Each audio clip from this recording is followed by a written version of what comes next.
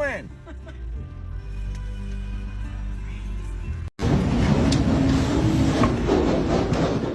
Violent thunderstorms have ripped across Nebraska, hurling baseball-sized hail and unleashing hurricane-force winds in a sudden, savage onslaught.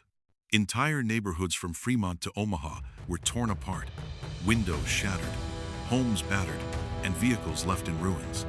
Tornadoes followed close behind, including an EF3 twister packing winds up to 140 miles per hour. This wasn't just a storm, it was one of the most intense weather events Nebraska has faced in years, all unfolding in just a few terrifying hours. Let's start in Fremont, Nebraska, where some of the most dramatic scenes of destruction were recorded. A hotel in the city was hit directly by the storm, its windows violently shattered by wind-driven hail the size of baseballs.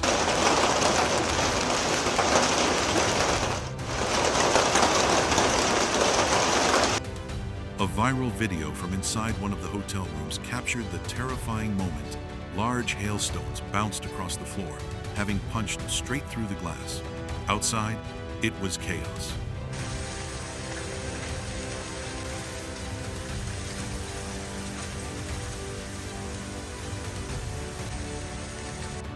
Vehicles parked in the lot were left shredded, their windshields shattered, their bodies pockmarked with deep dents, their interiors covered in shards of glass.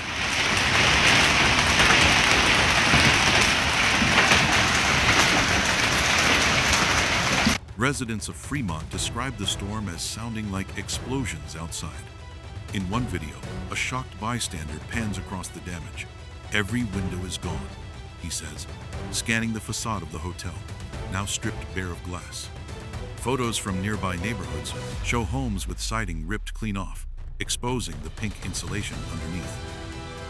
The lawns are blanketed in white, not from snow, but from the sheer volume of ice dropped in just a matter of minutes.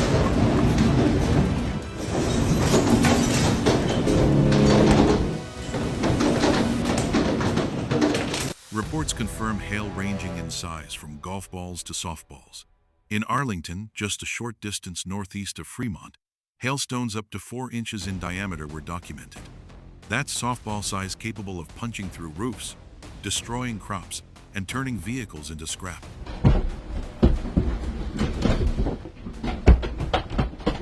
The severity of this hailstorm was due in part to the storm's elevated structure and powerful updrafts.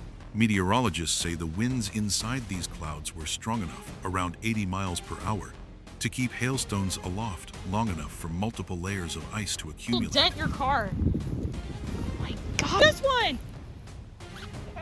This is a rainbow!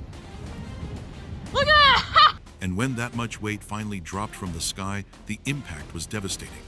In nearby Iowa, cities like Mlen saw the same scale of destruction, with tennis ball to softball-sized hail shredding through towns under the cover of night.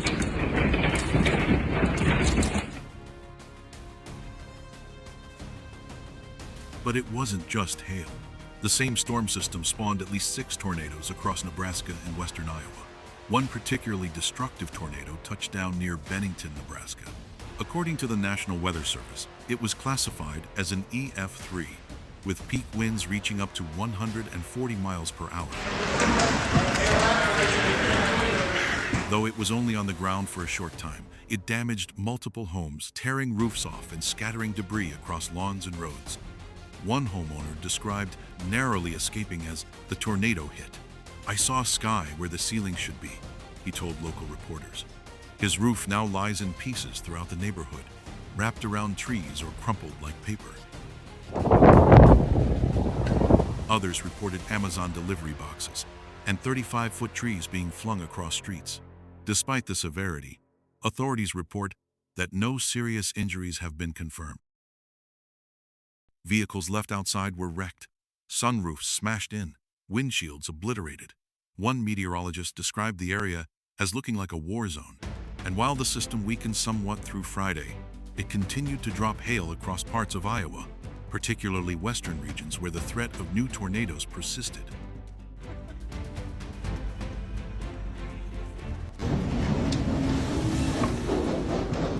Back in Nebraska, the damage is widespread. In Douglas County, entire neighborhoods were left picking up the pieces. A tornado touched down along Dutch Hall Road, destroying homes and outbuildings. Residents described hearing only seconds of warning before the twister hit. The storms were triggered by a powerful cold front that swept through the state. Behind it, temperatures dropped rapidly, with highs in the 40s, and even snow reported in parts of the Nebraska Panhandle, a stark contrast to the summer-like violence that preceded it. Looking ahead, millions across the Midwest remain at risk as this system continues to move east. The National Weather Service is closely monitoring conditions across Iowa, Illinois, and Wisconsin, where further outbreaks of severe weather are expected into Easter Sunday. Forecasters have warned of additional hail, high winds, and the potential for more tornadoes. This week's outbreak serves as a chilling reminder of how fast severe weather can escalate and just how destructive it can be. For the people of Nebraska, Iowa, and Wisconsin, the cleanup has only just begun. Communities are rallying, neighbors are helping one another, and emergency teams are assessing the full scale of the damage. We'll continue to monitor this evolving situation and bring you updates as they come. If you live in an affected area or under a warning, stay alert, have your emergency kits ready, and follow all local advisories.